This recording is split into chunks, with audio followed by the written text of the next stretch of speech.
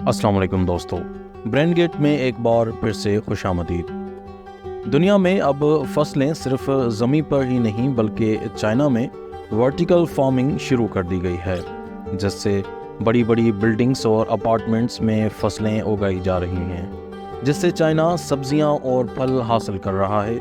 ये vertical farming कितनी हद तक कामयाब हैं और ये फल और सब्जियां तमाम खेतों के फल और सब्जियों से कितनी मुख्तलिफ हैं, ये सब मालूमात आइए जानते हैं ब्रेन गेट की इस वीडियो में। दोस्तों, जैसा कि आप सब जानते हैं कि दुनिया की आबादी दिन ब दिन बढ़ती जा रही है और दुनिया की 80% आबादी शहरी हो चुकी है। गुज़िश्ता कुछ दिनों में चाइना की शहरी आबादी 80% रिकॉर्ड की गई है। शहरी आबादी की वजह से ही ज़रई ज़मीनों को काफ़ी नुकसान हो रहा है। आजकल की नौजवान नस्ल को ही देखा जाए तो वो खेतों में काम करने के बजाय ठंडे दफ्तर में काम करने को ज़्यादा तरजीह दे रहे हैं। चीन के 60% किसानों की तादाद की उम्र तकरीबन 50 साल से ज़्यादा है।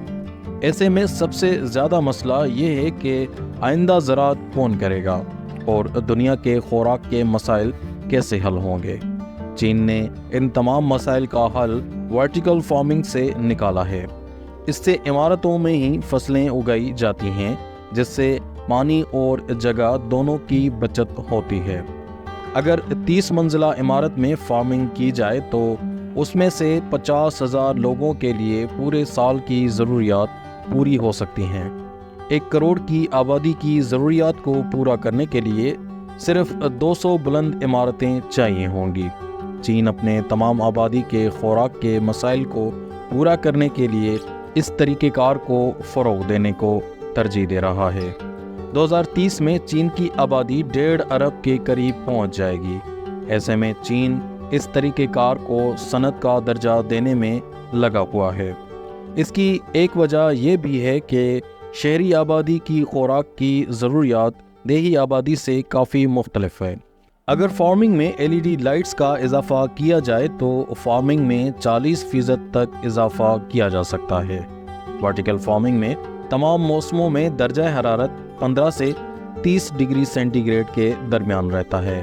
फसलों की पॉल्यूशन के लिए शहद की मक्खियाँ भी रखी जाती हैं और ये तरीक़ेकार सबसे ज़्यादा नीदरलैंड में इस्तेमाल किया जाता है। सिंगापुर जैसा छोटा मुल्क भी अब वर्टिकल फार्मिंग की तरफ आ रहा है। वर्टिकल फार्मिंग के लिए ज़रूरी नहीं है कि बड़ी बड़ी इमारतें ही ज़ेर इस्तेमाल में लाई जाएं, बल्कि इसके लिए शहरों में पड़े खाली घर और पुरानी इमारत भी इस्तेमाल की जा सकती हैं। चाइना में वर्टिकल फार्मिंग 2002 से ही शुरू की गई थी।